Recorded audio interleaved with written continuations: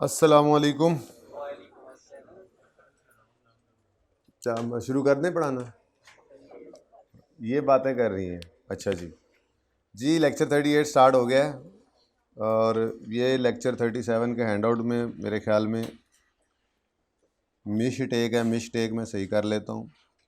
Lecture number 3 था ना, जब से बात शुरू हुई है। नाम लिया था रेलेवेंट कॉस्टिंग का। पहला सवाल अल्लाह करेगा आज कर लेंगे। ये लेक्चर 37 था, ठीक है जी। तो कल हमने जो बात शुरू की थी, असल में ना कहानी यहाँ से चली थी। ज़रा जल्दी से देखें तो कहानी यहाँ से चली थी। बहुत ही पीछे ना जाइए, टारगेट कॉस्ट के गैप को नहीं क्लोज करते। कहानी यहाँ से चली थी। डिसीजन मेकिंग में हम रेलेवेंट कॉस्टिंग के चैप्टर को कर रहे हैं। आई कैप की किताब का चैप्टर नंबर 15 है।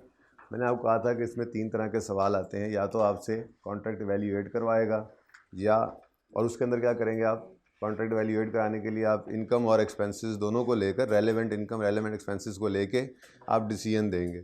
अगर नेट में आपको फ़ायदा हो रहा है तो आप कहेंगे जी ये एक्सेप्ट कर लें, नहीं तो ना करें। फिर वो आपसे कहेगा कॉन्ट्रैक्ट की बिड प्राइस या कॉन्ट्रैक्ट प्राइस या सेल प्राइस के नाम से भी कह सकता है। सेल प्राइस होती है ना, आप कोई काम करने जा रहे हैं तो जितने में वो आप करके देंगे वही आपकी सर्विस की सेल प्राइस होती है, ठीक है। तो सेल प्राइस बता दें। तो उसके लिए मैंने आपको कहा था कि आपने रेलेवेंट रेवेन्यू नहीं लेना, बल्कि रेलेवेंट कॉस्ट लेकर उसमें प्रॉफिट को ऐड कर देना है और बिड प्राइस बता देनी है। फिर कभी कभी मैंने कहा था सेठ साहब ये भी कहते हैं कि मैंने इस कस्टमर को छोड़ना नहीं है, मिनिमम प्राइस बताओ। तो मिनिमम प्राइस के अंदर आपने प्रॉफिट को ऐड नहीं करना, बाकी वही सारी रेलेवेंट कॉस्ट। इसका मतलब लड़ाई सारी कहाँ पे है? Relevant cost. कौन सी कॉस्ट हमारे डिसीजन के लिए रेलेवेंट होंगी, चाहे इधर देख लें, इधर देख लें, इधर देख लें। तो रेलेवेंट कॉस्ट क्या होती है? फिर हमने अगली बात शुरू की थी और हमने ये कहा था कि रेलेवेंट कॉस्ट वो कॉस्ट होती है जिसके अंदर ये 3 टिक हो जाएं। फ्यूचर की कॉस्ट हो, कैश की पेमेंट हो और ड्यू टू डिसीजन हो। इनमें से कोई एक टिक भी ना लगा तो वो कॉस्ट रेलेवेंट नहीं रहेगी, ठीक है। फ्यूचर की है, कैश पेमेंट है, लेकिन डिसीजन हो या ना हो वो होनी है, इररेलेवेंट, डिसीजन मेकिंग में यूज़ नहीं करेंगे। अच्छा, कैश पेमेंट है, डिसीजन की वजह से शायद हो रही है, लेकिन पास्ट की कॉस्ट है, इनकर हो चुकी है। यानी कि तीनों को टिक होना ज़रूरी है रेलेवेंट कॉस्ट बनने के लिए। फिर रेलेवेंट कॉस्ट की टाइप्स हमने पढ़ी थी। इंक्रीमेंटल कॉस्ट, जो additional cost due to decision आए।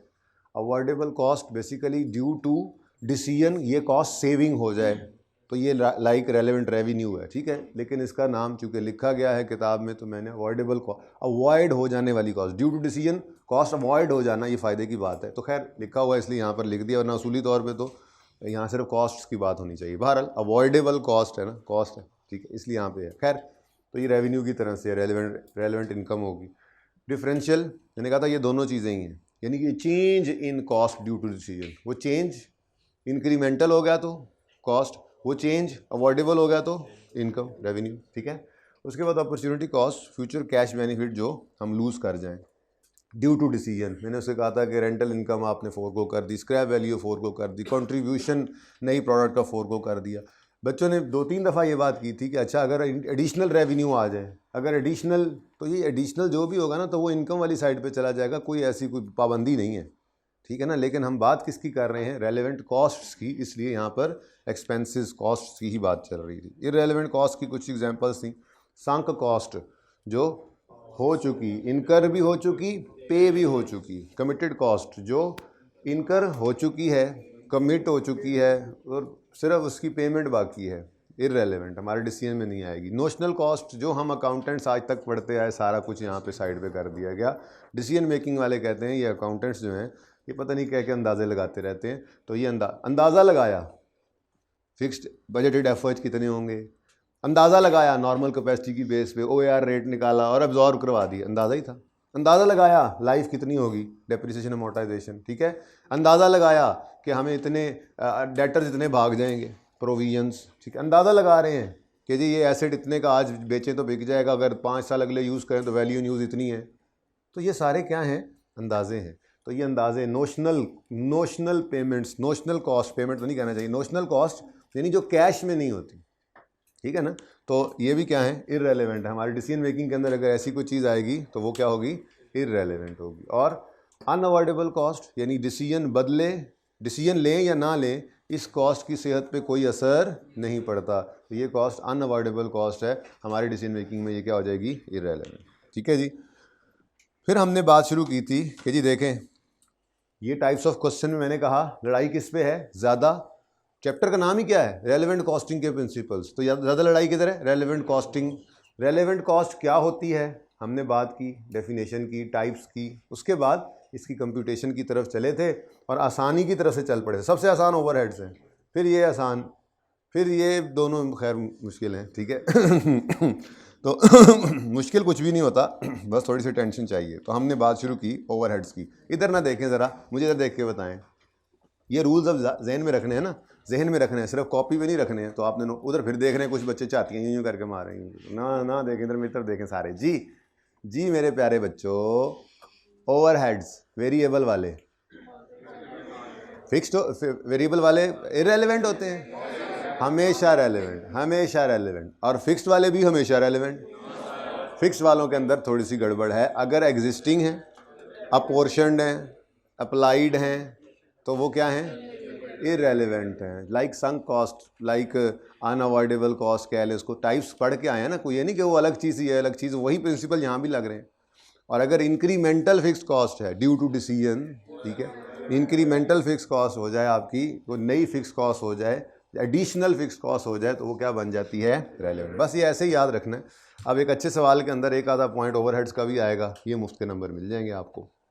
ठीक है, तो वेरिएबल ओवरहेड्स चाहे प्रोडक्शन हो चाहे सेलिंग हो। इधर से एक सवाल आया था, क्या सर सेलिंग भी, भाई प्रोडक्ट की प्रॉफिटेबिलिटी देखने जा रहे हैं, प्रोडक्ट के बारे में डिसीजन लेना है, ये एक्सेप्ट करें या ना करें ऑर्डर, तो प्रॉफिटेबिलिटी तो ओवरऑल देख रहे हैं। तो वेरिएबल चाहे प्रोडक्शन हो चाहे सेलिंग हो, ये हमेशा रेलेवेंट होंगे। और फिक्स्ड ओवरहेड्स अगर एग्जिस्टिंग है तो वो इररेलेवेंट है। एग्जिस्टिंग को सवालों के अंदर वो इन मुख्तलिफ नामों से लिख देता है, कहीं परेशान ना हो जाना, एलोकेटेड या एब्जॉर्ब या पोर्शन या जनरल।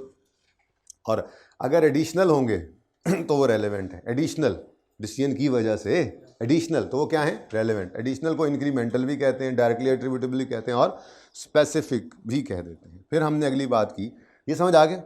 फिर हमने कहा जी हमने अपने ऑर्डर के ऊपर फिक्स्ड एसेट कोई लेकर वो यूज़ करना है। अपने ऑर्डर के लिए कोई फिक्स एसेट खरीदना है, जाहिर है मैंने ये प्रोडक्ट बनानी है, मैंने ये पेन बनाना है, मैंने ये ग्लास बनाना है, पानी डालो, मैंने ये ग्लास बनाना है, याद आ गया ना ग्लास से। तो ये प्रोडक्ट बनाने के लिए मुझे कोई ना कोई एसेट चाहिए। ठीक है, वो एसेट मेरा कोई एग्जिस्टिंग एसेट भी हो सकता है, जो पड़ा हो मैं इस्तेमाल कर लूँ, ठीक है, या वो मैं नया भी खरीद सकता हूँ। अब वो आया ही नहीं रेंट वाला, मैंने मिसाल ही नहीं दी, लगता है वो रेंट पे लेने चला गया जनरेटर।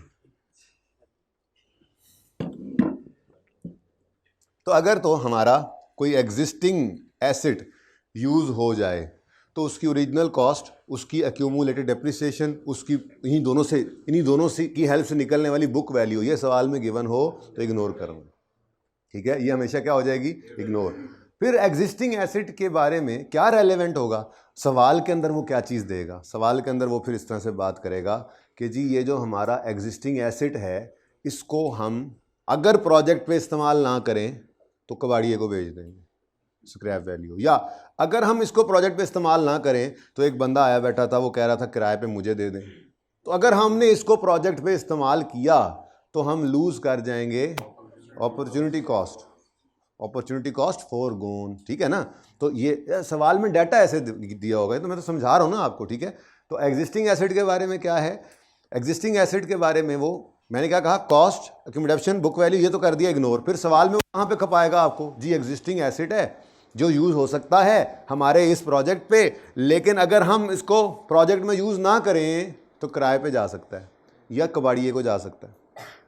अब अगर हम इसको प्रोजेक्ट पे यूज़ कर, और हमने यूज़ करना होता है, वो कहेगा कि यूज़ कर रहे हैं, ठीक है, तो अब अगर हम इसको यूज़ करते हैं तो हमारे लिए रेलेवेंट कॉस्ट क्या है, जो किराया हमने लूज़ किया या जो कबाड़िए वाले पैसे, जो स्क्रैप वैल्यू हमने लूज़ की। ये नॉर्मली ये आता है, नॉर्मली ये वाला पॉइंट आता है। लेकिन बहुत रेयर सर्कमस्टांसेस में कभी कभी वो ये भी दे देते हैं, क्या, हमें जी प्रोजेक्ट करना है, ऑर्डर रिसीव हुआ है और जो एसेट इसके लिए रिक्वायर्ड है, ठीक है, हमारे पास मौजूद है, लेकिन चूंकि हमारा एसेट इस्तेमाल भी हो रहा है ऑलरेडी, ठीक है, तो हम अगर बाज़ार से इस जैसा एसेट लेने जाएं तो उसकी कॉस्ट इतनी पड़ेगी, परचेज प्राइस जिसको कहते हैं, उसको बेसिकली रिप्लेसमेंट कॉस्ट कहते हैं। रिप्लेसमेंट कॉस्ट क्या होती है?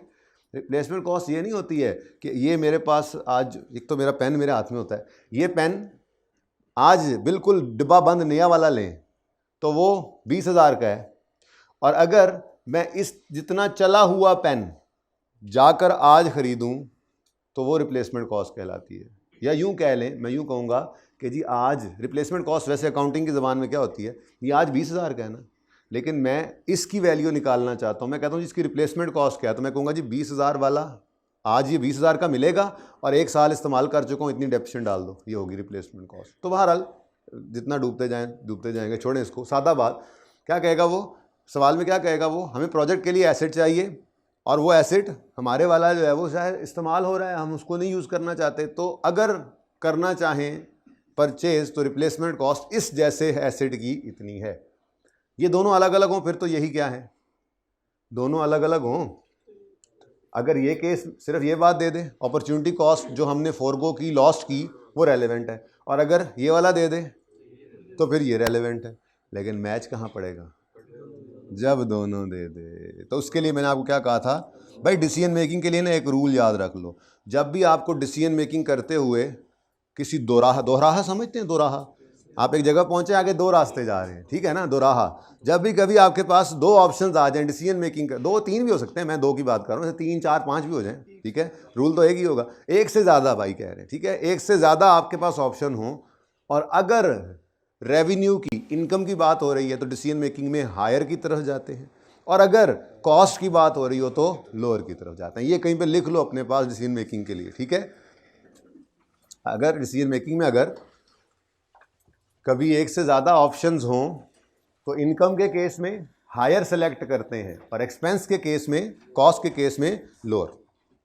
डिसीजन मेकिंग में अगर कभी आजमाइश में पड़ जाओ, अच्छा नहीं, सादा बात लिखो, डिसीजन मेकिंग में अगर एक से ज़्यादा ऑप्शन सामने हों, डिसीजन मेकिंग में अगर एक से ज़्यादा ऑप्शंस सामने हों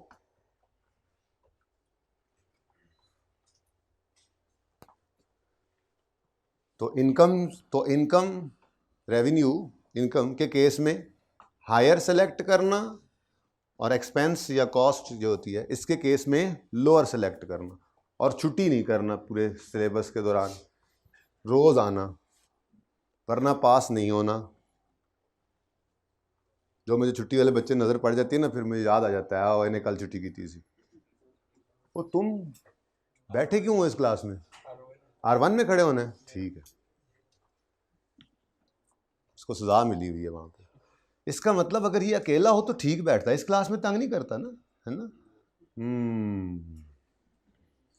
अब पकड़ा गया मसला जी भाई। डिसीजन मेकिंग के अब आसानी होगी ना ज़िंदगी में। डिसीजन मेकिंग में अगर कभी एक से ज़्यादा ऑप्शंस आपके सामने हो, डिसीजन लेना है, इनकम है तो हायर सेलेक्ट करना। प्रूडेंट बिजनेस, प्रूडेंट आदमी क्या करता है, समझदार बंदा क्या करता है, डिसीजन लेना हो तो इनकम के केस में हायर की तरफ जाएगा, एक्सपेंस के केस में सिर्फ मैंने लिख दिया, वरना ये बड़ी कॉमन सेंस की बात है, असल में वो अनकॉमन होती है, इसलिए मैंने लिखवा दी, ठीक है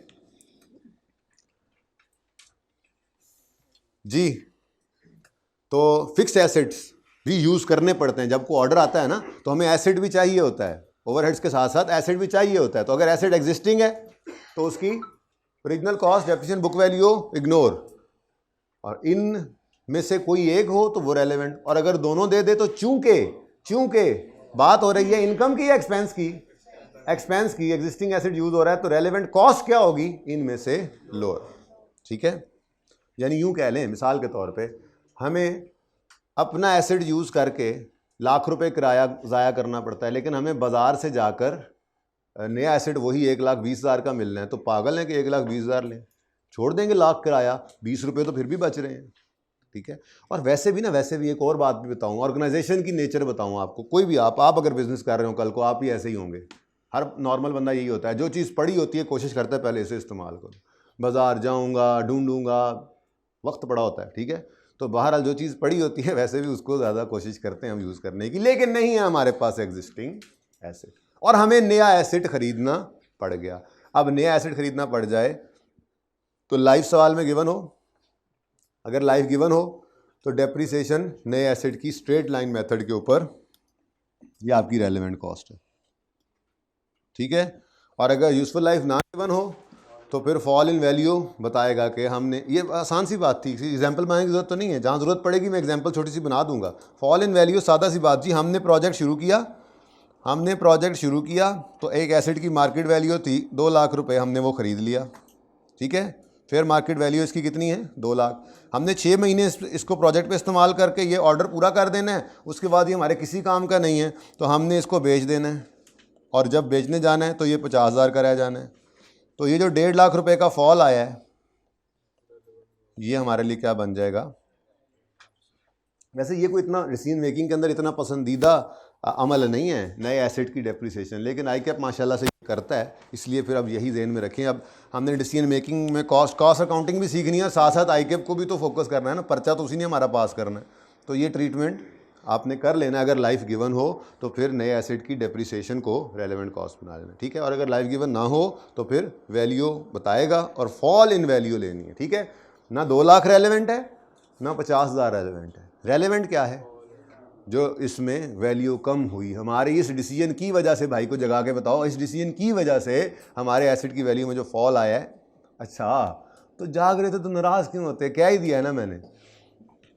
अच्छा जमात में कभी कहते हैं ना, तालीम के अंदर यूँ बैठे बैठे तो सो जाते हैं ना, साथ वाला यूँ उठाए ना तो यूँ बंदा करते हैं, वो मतलब मैं जाग रहा हूँ, हालांकि जाग नहीं रहा होता, मैं अपनी बात कर रहा हूँ, ये मैं तजर्बे की बात कर रहा हूँ जी।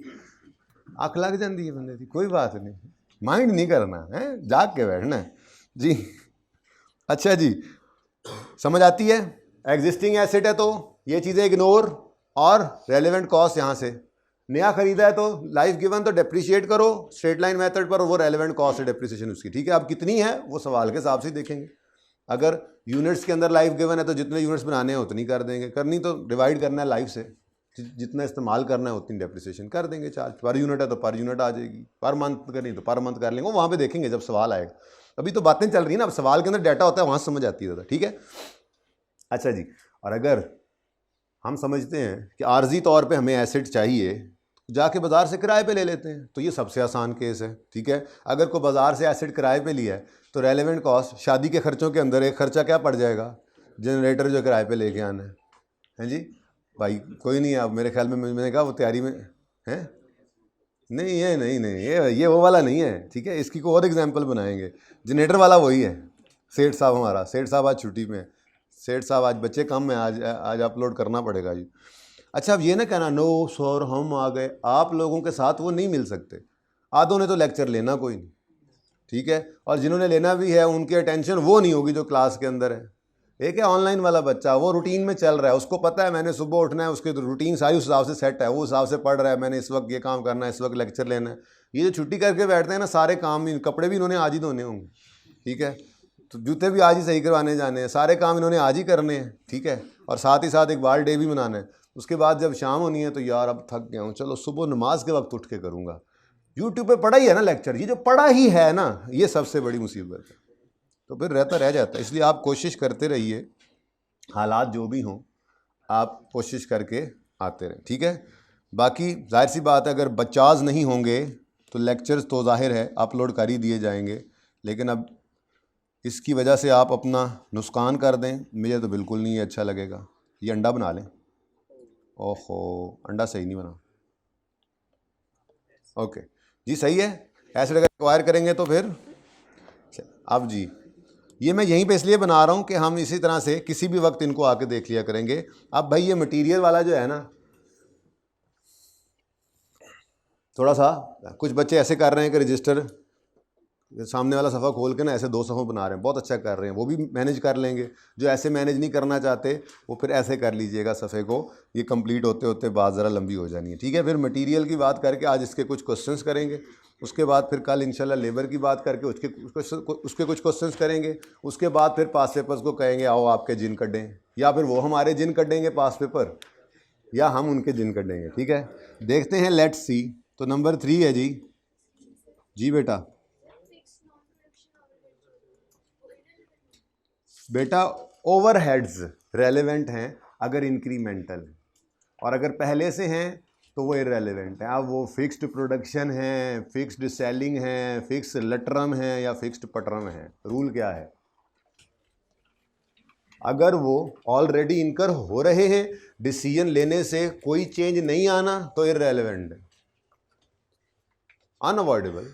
और अगर डिसीजन की वजह से बदल जाते हैं, मैंने मिसाल इसकी ये दी थी कि आपने 3 सुपरवाइज़र रखे हुए हैं प्रोडक्शन के लिए, उसको देख रहे हैं बंदा, 3 बंदे देख रहे हैं, और आपको नया ऑर्डर रिसीव हो गया। अब नहीं है उन 3 के बस में, वो मसरूफ़ ही बड़े, आपको चौथा बंदा रखना पड़ गया, लेकिन उसको पर मंथ सैलरी पे रखा है आपने, ठीक है। अब ये नहीं कि जितने यूनिट्स ज़्यादा बनेंगे इतने उसको पैसे मिलने हैं। आपने पहले 20-20 हज़ार के ऊपर वो 3 रखे हुए थे, चौथा भी आपने 20 हज़ार तनख्वाह पे रख लिया। अब जो पिछलों की तीन की जो 20-20 हज़ार 60 हज़ार रुपये तनख्वाह है, वो आपकी एग्जिस्टिंग फिक्स कॉस्ट है, वो इररेलेवेंट है। अब ये प्रोडक्शन वाली है, जोन सी मर्जी है, ठीक है। अच्छा, अगली बात, जो एक एडिशनल रखा है वो चूंकि इस डिसीजन की वजह से रखना पड़ रहा है, डिसीजन ना ले तो नहीं रखेंगे, काम तो चल रहा था, तो वो क्या बन जाएगी? एडिशनल। वो क्या है? रेलेवेंट। तो 20 हज़ार रेलेवेंट होगी। अच्छा, ये नया बंदा है, ट्रेंड नहीं है, हमने पुराने 3 को कहा है यार तुम लोग ना जब छुट्टी हो ना तो उसके बाद 1-1 घंटा इसको भी, एक सुबह ज़रा जल्दी आ जाया करे, 2 शाम को 1 घंटा लेट चले जाया करो, हम आपको एक्स्ट्रा 5-5 हज़ार रुपये दे देंगे। अब एडिशनल क्या है? उनका 60 हज़ार तो इररेलेवेंट था, लेकिन उनको जो ऊपर 5-5 हज़ार दिया वो 15 हज़ार भी रेलेवेंट हो गया, और नए वाले का तो पूरा 20 ही रेलेवेंट था, तो इस हिसाब से 35 हज़ार हो गया। तो फिक्स्ड कॉस्ट अब थोड़ा ब्रॉड हो गया व्यू, प्रोडक्शन है, सेलिंग है, वो बातें खत्म हो गई, वो टॉपिक्स निकल गए। हम डिसीजन मेकिंग कर रहे हैं, हमने प्रोडक्ट बनानी है, ऑर्डर एक्सेप्ट करना है या नहीं करना, तो सारी ही कॉस्ट हमारी कॉस्ट हैं, ठीक है। अच्छा जी, कहाँ थे हम? मटीरियल पे। अच्छा, मटेरियल के अंदर वैसे किताबों के अंदर आपको सिंपल यही मिलेगा, मटेरियल परचेज़ करने की बात, कि मटेरियल परचेज़ करना है, कभी स्टॉक में पड़ा होगा, कभी नहीं पड़ा होगा, पड़ा होगा तो रेगुलरली यूज़ हो रहा होगा, नहीं पड़ा होगा तो नहीं पड़ा होगा, फिर तो ज़िंदगी आसान है, जाके ले लो। पड़ा होगा तो देखना पड़ेगा, अगर रेगुलरली यूज़ हो रहा है तो क्या रेलेवेंट कॉस्ट है, रेगुलरली यूज़ नहीं हो रहा तो क्या रेलेवेंट कॉस्ट है, उसमें फिर आगे मुसीबतें। लेकिन मुश्किल कुछ नहीं है, रट्टा रुट्टा लगाने की कोई ज़रूरत नहीं है। मैं आपको स्टेप बाय स्टेप जब समझाता जाऊंगा तो एंड पे पहुंचकर आपको हर सिचुएशन की समझ होगी। जब हर सिचुएशन की समझ होगी तो वही सवाल के अंदर आएगी, आपको पढ़ते ही समझ आ जाएगी। लेकिन फिर भी हम ये बना रहे हैं, हमारे पास ये डाटा तो अवेलेबल होगा ही एक क्विक रिवीजन के लिए, ठीक है ना जी।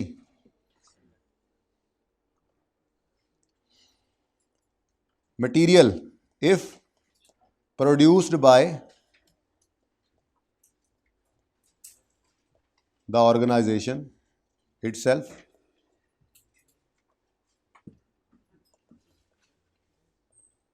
यानी वो मटेरियल भी खुद ही बनाते हैं। होता है ना चीज़ें, जो मैं आउटपुट बना रहा हूँ उसके लिए मटेरियल भी कंपोनेंट है, वो कंपोनेंट मैं खुद बनाता हूँ, और फिर मैं एसी भी खुद ही बना रहा हूँ। तो अगर तो मटेरियल ऑर्गेनाइजेशन खुद बना रही है, जिसको इन हाउस भी कह सकते हैं, घर के अंदर, घर की बात है, तो आपके ख्याल में अगर नया ऑर्डर, अच्छा बात क्या कर रहे हैं, हमने नया ऑर्डर, देखो बात कहाँ से चली हुई है, वन ऑफ स्पेशल कॉन्ट्रैक्ट से चला हूँ मैं। ये रेलेवेंट कॉस्टिंग जो है ये हम वन ऑफ स्पेशल कॉन्ट्रैक्ट, बाकी बहरहाल ये आगे भी यूज़ हो जाएगी। यही रेलेवेंट कॉस्टिंग यहाँ पढ़ रहे हैं, यही रेलेवेंट कॉस्टिंग अगले चैप्टर में डिसीजन मेकिंग जो शुरू करनी है हमने, उसके अंदर भी हर डिसीजन के अंदर रेलेवेंट कॉस्ट को ही लिया करेंगे। लेकिन फिलहाल हम बात किसकी कर रहे हैं, हम ये ऑर्डर एक्सेप्ट करें तो क्या हो, ठीक है। अब अगर मुझे एक ऑर्डर रिसीव हुआ है और उसका रिक्वायर्ड मटेरियल मैं इन हाउस प्रोड्यूस कर रहा हूं, और मैंने ये ऑर्डर एक्सेप्ट कर लिया, तो फिर मैं मटेरियल मुझे चाहिए होगा यूज़ करने के लिए, बोलो चाहिए होगा ना, तो मेरे लिए रेलेवेंट कॉस्ट क्या होगी। इसको 23 पे करा दें, इसको भी चलवा दें जी। जी मैं बड़ा सादा सा सवाल है, ये सवाल नहीं था। सवाल ये है कि मैंने एक ऑर्डर मुझे रिसीव हुआ, मैंने उसके लिए मुझे मटेरियल चाहिए, मैंने मटेरियल यूज़ करना है, मैं वो मटेरियल खुद प्रोड्यूस कर रहा हूँ, क्या कॉस्ट होगी मेरी? जो प्रोडक्शन की कॉस्ट है, ये सिंपल। अच्छा देखो मेरी बात सुनो, आप लोगों से मैं एक सवाल करता हूँ, आप लोग उसका गलत जवाब देंगे, इस वक्त बैठे हुए गलत जवाब दे देंगे तो क्या होगा?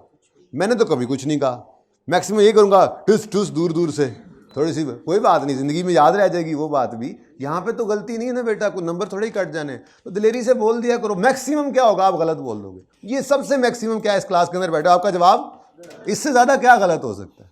ठीक है, तो कर लो, कोई बात नहीं, कॉन्फिडेंस अपने अंदर लाओ। पता भी था आप लोगों को, वैसे ही डर, आधे बच्चे तो इस वजह से सवाल को नहीं कर रहे होते, यार पता नहीं ये मैं सोच रहा हूँ सही है या नहीं सही है। और 90% तकरीबन ऐसा होता है, केसेस 90% ऐसे होते हैं जो सोच रहे होते हैं वही करना होता है, लेकिन डर से कर नहीं रहे होते। इसीलिए सवाल पहले दे के भेजता हूँ। शादी वाले घर बैठा लेक्चर, पता नहीं लेगा या नहीं लेगा। जी बेटा, जी भाई कह रहे हैं जो प्रोडक्शन कॉस्ट होगी वही होगी। बड़ी मेहरबानी सर, शुक्रिया, जज़ाकल्लाह, ज़रा नवाजिए आपकी। रेलेवेंट कॉस्ट क्या होगी? ना यार, ना यार, प्लीज़ यार, सवेरे सवेरे नहीं यार, प्लीज़ यार, इसको भी रेस्ट चाहिए। वैसे आपस की बातें काफ़ी दिन से बंद भी नहीं किया ना मैंने, आज बंद करता हूँ इसको, शट डाउन एक बार कर दूंगा ना 5-1 मिनट के लिए। पिछली दफ़ा पूरा सेशन नहीं, एक बार किया था बंद, वो भी ऐसे ही बेचारा तंग आ गया था। तो रेलेवेंट कॉस्ट क्या होती है? रेलेवेंट कॉस्ट क्या होगी? Cost of production, cost of production of material. Cost of production अब ना पूछने लग जाना क्या होती है, जो उसको बनाने में खर्चे हुए, उस इस आइटम, इस मटेरियल आइटम, इसको जो कंपोनेंट है, मेरे लिए मटेरियल क्या, मैं मिसाल एसी बना रहा हूँ ना, डिसीजन इस तरह से होता है, मैं एसी बना रहा हूँ और मुझे उसके लिए जो कंपोनेंट चाहिए वो उसका मटेरियल है। ठीक है, वो मटेरियल मैं खुद ही बना रहा हूँ, तो वो मटेरियल बनाने के लिए फिर जो मुझे मटेरियल लेबर ओवरहेड लगता होगा वो मेरी उसकी कॉस्ट है, तो प्रोडक्शन कॉस्ट। ठीक है, ये नहीं निकलवाने लग जाएगा, ये दे देगा आपको। कुछ सवालों में ये भी नज़र आता है। खैर, मटीरियल प्रोड्यूस्ड बाय ऑर्गेनाइजेशन नहीं है, बल्कि material is purchased. If material is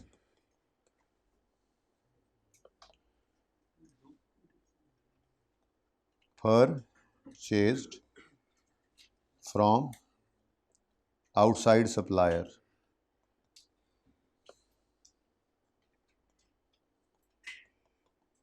ठीक है जी। नॉर्मली ना बातें किताब में यहाँ से शुरू होती हैं, क्योंकि ये बात बड़ी ऑब्वियस सी है, लेकिन ऑब्वियस बात में भी ना आधी क्लास चुप बैठी थी, इसलिए मैंने बोल दिया। बड़ी ऑब्वियस सी बात है, आपको सवाल के अंदर वो दे दे कि जी हमें ये मटेरियल जो हमने यूज़ करना है ये हम इन हाउस बनाते हैं और इसको 1 यूनिट बनाने के ऊपर मेरे 50 रुपये लगते हैं, तो जब मैं रेलेवेंट कॉस्टिंग करूंगा तो ये वाले मटेरियल की 50 रुपये कॉस्ट, जितने मटेरियल के यूनिट्स चाहिए वो मेरी रेलेवेंट कॉस्ट है। लेकिन हो सकता है आपने रूल के अंदर तो इन हाउस प्रोडक्शन वाला था ही नहीं, शायद ये कोई संक कॉस्ट होगी, कोई पता नहीं, 100 सोचें सोच लेंगे आप, इसलिए ये लिख दिया यहाँ पे। ठीक है ऑब्वियस सी बात, किताबों में बात यहाँ शुरू होती है। ठीक है, पानीपत की जंग यहाँ चढ़ेगी। फिलहाल ये क्या है जी, प्रोड्यूस, जरा क्लियर करके लिखे ना, दूर से एक जैसे ही लग रहे हैं। If produced by organisation itself, और if purchased by organisation from outside supplier, अगर ये हो ना जी तो फिर जी बेटा, अगर हमारे पास रॉ मटेरियल पड़ा हो तो ये तो मतलब बना रहे हैं ना अपने पास, लेकिन अगर हमारे पास रॉ मटेरियल पड़ा हो, वो बाहर से ही खरीदा होगा, ये पहले का पड़ा हो, तो बाहर से खरीदा होगा, अगर बनाया होगा तो फिर वो ये बन जाएगा, खरीदा ही होगा ना। रॉ मटेरियल मिसाल के तौर पे मतलब अगर हमें कोई चीज़ का नाम लें,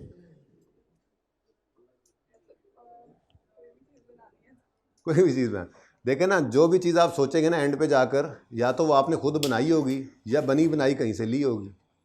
ठीक है ना, इवन फिनिश्ड प्रोडक्ट भी आपके लिए वो बाहर से खरीदी जा सकती है, रॉ मटेरियल पड़ा है। बेटा फ्यूचर एक्सपेंस ही लेने लगे हैं, बात अभी वो तो की ही नहीं है, परचेज हुआ है।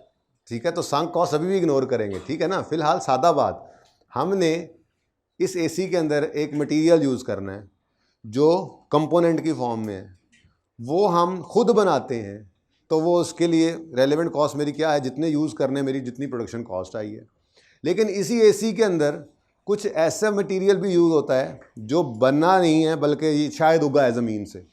अब जो उगा है वो भी तो कहीं से आया ही होगा ना, वो रॉ मटेरियल है, तो वो खरीदेंगे, या चीज़ बनाएंगे हम या खरीदेंगे जो हमने इस एसी में इस्तेमाल करनी है। ठीक है जी, चोरी ना करें बेटा,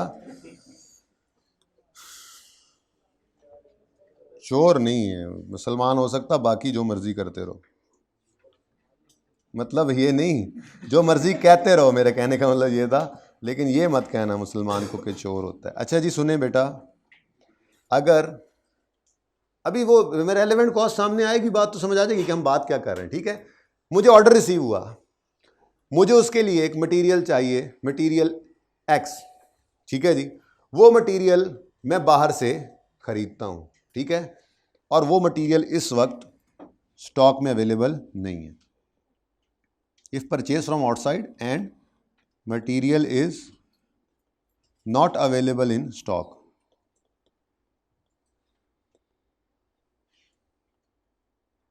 not available, available material is not available in stock. हाँ जी, आप ही बताएंगे, मुझे नहीं पता, आप ही बताएंगे। मटेरियल हम बनाते नहीं हैं, बाहर से खरीदते हैं, और हमें ऑर्डर रिसीव हुआ है और हमें ये मटेरियल, रिक्वायर्ड मटेरियल जो है वो चाहिए है। सवाल में ना कोई एक सिचुएशन होगी ना बेटा, मैं तो सारी सिचुएशंस बता दूंगा और फिर सवालों पे चलते हैं। ठीक है, मुझे एक ऑर्डर रिसीव हुआ है, मुझे एक मटेरियल चाहिए, वो हम खुद नहीं बनाते, वो बाज़ार से ख़रीदते हैं, और वो इस वक्त मेरे पास पड़ा हुआ नहीं है, तो क्या करें? तो फिर आपके लिए रेलेवेंट कॉस्ट क्या होगी?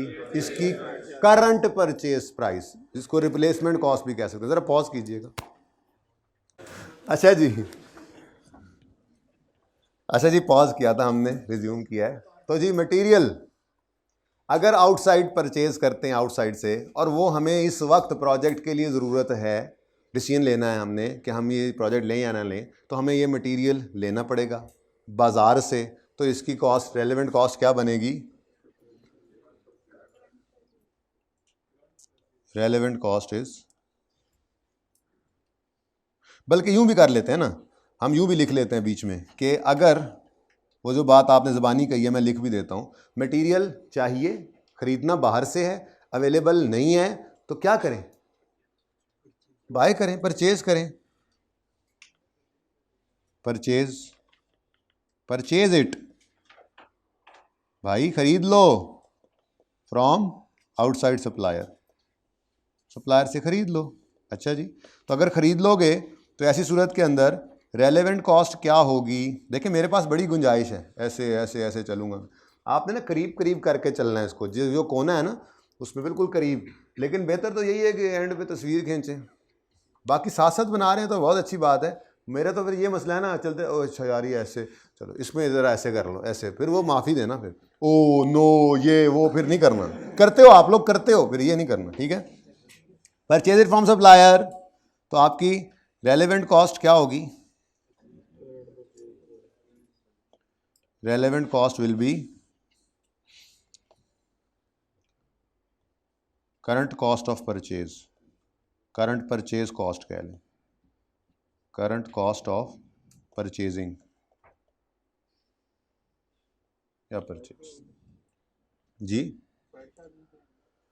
बेटा वो तो अपनी जगह रूल्स हैं, भाई कह रहे हैं फ्रेट चार्जेस भी आएंगे, भाई जाहिर सी बात है, आपने ये तो पहले ही पढ़ा हुआ है कि मटेरियल, कोई भी चीज़ अगर आप ख़रीदते हैं तो उसकी कॉस्ट के अंदर डायरेक्टली एट्रीब्यूटेबल कॉस्ट ने ऐड होना है, तो वो तो अपनी जगह रूल कायम वाव दायम है। जी मटेरियल चाहिए था, खुद प्रोड्यूस करते हैं, टेंशन ही कोई नहीं, जितना चाहिए प्रोड्यूस करो, cost of production is irrelevant cost.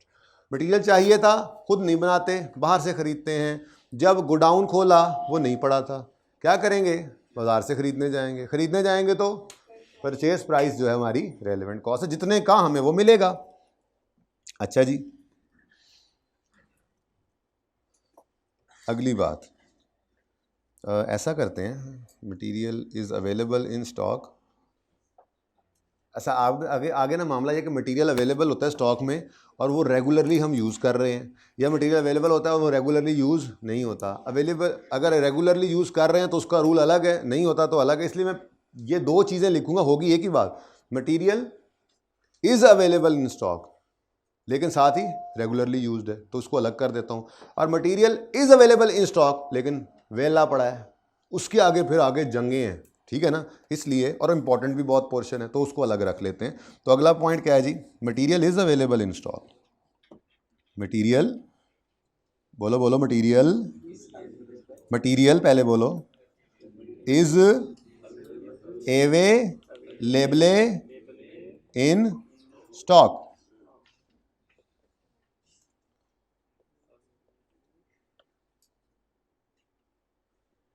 यहां पे क्या था जी, नॉट अवेलेबल, और यहां पे क्या है, अवेलेबल।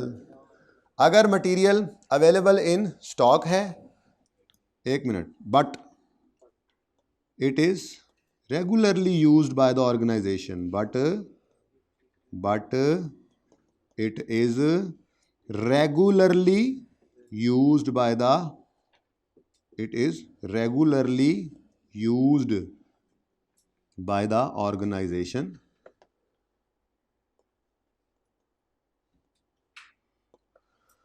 हाँ जी, अगर स्टॉक अवेलेबल है, स्टॉक में मटेरियल पड़ा है, लेकिन हम रेगुलरली उसको, मिसाल के तौर पे हम जो है वो प्रोडक्ट जी बना रहे हैं, ठीक है, प्रोडक्ट जी के अंदर हम रेगुलरली इस मटेरियल को इस्तेमाल करते हैं, तो क्या करें, रेलेवेंट कॉस्ट क्या होगी, ये पड़ा हुआ इस्तेमाल करें। एक चीज़ हमारी रेगुलरली यूज़ के अंदर है, हम हर वक्त एसी बना रहे हैं, बीच में एक बंदे ने वो कूलर की शक्ल का एसी ऑर्डर कर दिया है, स्पेशल ऑर्डर आया है, हमने उसके लिए मटेरियल निकालना है, तो क्या हम अपनी रेगुलर प्रोडक्शन को छेड़ेंगे? नहीं छेड़ेंगे। मिसाल के तौर पे, चलें अब मिसालें भी साथ साथ, ऐसी छोटी छोटी मिसालें, ठीक है। मिसाल के तौर पे आपके पास मटेरियल ए के 2500 यूनिट्स पड़े हैं, जो कि आपने ख़रीदे थे 250 पर यूनिट के हिसाब से, ठीक है जी। लेट्स से कोई 2 हफ्ते पहले ख़रीदे होंगे, पिछली परचेज, ठीक है।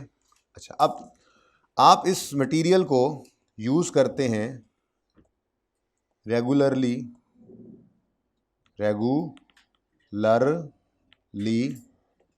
इन प्रोडक्ट जी,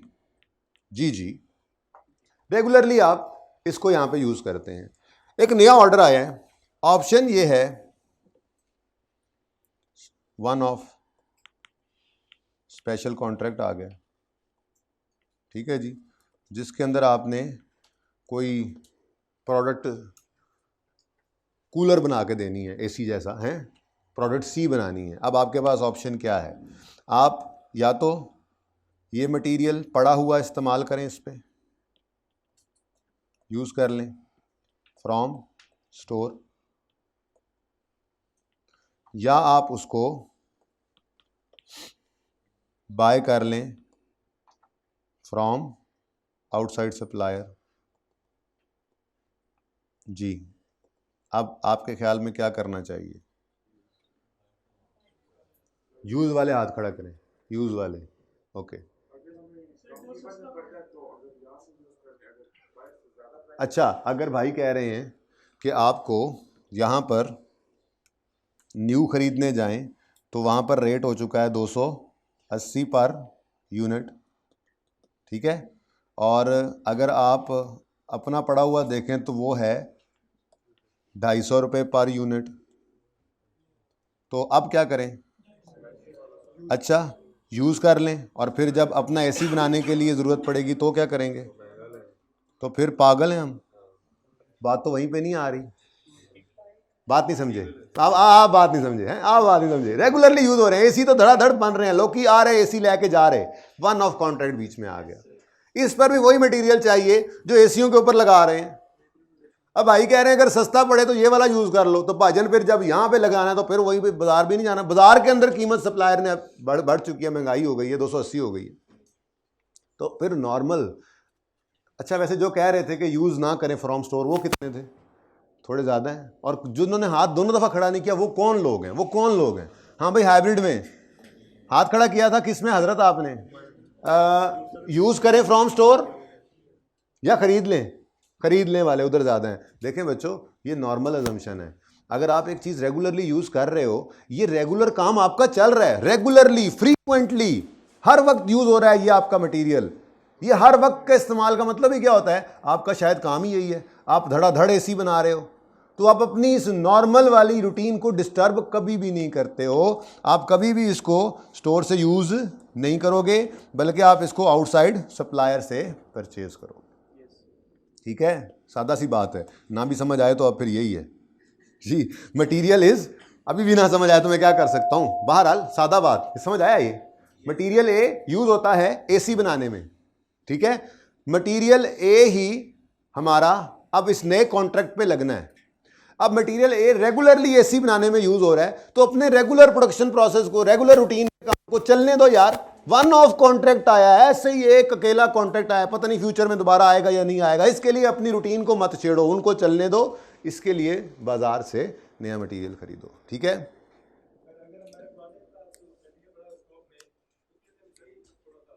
बेटा फिर भी इधर ही जाओ, रेगुलर यूज वाले को मत छेड़ो ना। रेगुलर यूज नहीं है तो फिर चलते हैं, अगली बात करते हैं। फिर भी वहीं से वो वाला ले लेंगे, रेलेवेंट कॉस्ट सस्ते वाली होगी। यूज को लाल रंग से काट दिया है। मटेरियल रेगुलरली यूज हो रहा है ना भाई, तो रेगुलर वाले को मत छेड़ो, अपने काम को जारी रखो। वो रेगुलर है, ये वन ऑफ है। क्यों छेड़ते हो, क्यों छेड़ते हो? अपने काम को जैसे रूटीन में चल रहे चलने दो, आपका मेन काम है। उसकी रेलेवेंट कॉस्टिंग आपने पहले की होगी, प्रोडक्ट कॉस्ट बनाई होगी, सारा कुछ किया होगा, उसको चलने दो ना यार, वैसे ही मत छेड़ो उसको, ठीक है। सादा बात, अगर मटेरियल आपको खरीदना है और वो अवेलेबल नहीं है, फिर तो जिंदगी आसान थी। अवेलेबल है लेकिन रेगुलरली यूज है, हो रहा है, तो भी जिंदगी आसान ही है, सेम ही केस है।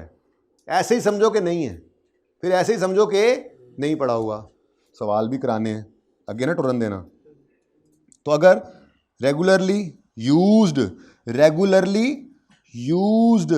है, ठीक है, रेगुलरली फ्रीक्वेंटली यूज करते हैं, रेगुलरली फ्रीक्वेंटली यूज करते हैं, तो फिर क्या करें भाईजान?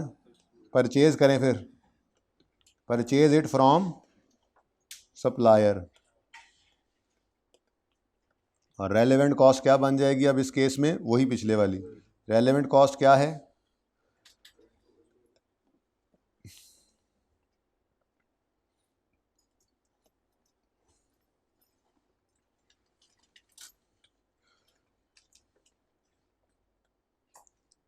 तो रेलेवेंट कॉस्ट इस केस में बन गई हमारी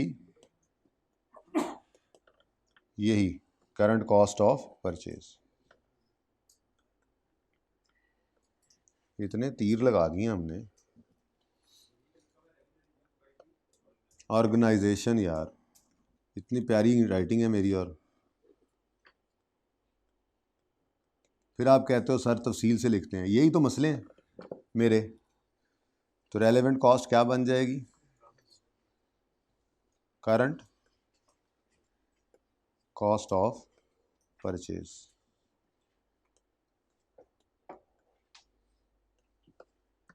तो मटेरियल या तो हम प्रोड्यूस कर रहे हैं या हम खरीदेंगे।